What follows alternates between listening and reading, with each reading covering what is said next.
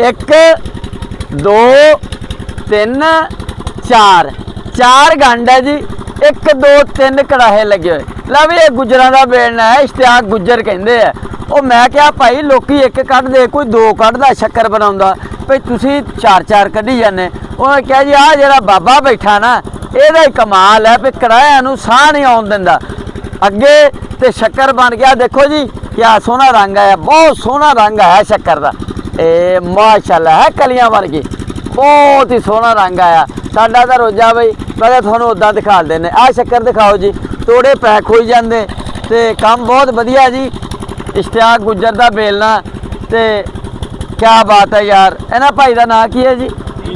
है मुहम्मद दीन। मुहम्मद दीन चौके ने अखीर कर दी भई बंदे 4 मसरूफ किए हुए गंढ ते 4 बंदे बैठे शक्कर बनाई जाते। लै मैं क्या थोड़े भरावां नूं गुजरां दे बेलने की भी गल दसीए। बई दोस्तों वीडियो चंगी लगी लाइक कमेंट शेयर ते फॉलो करी चलो।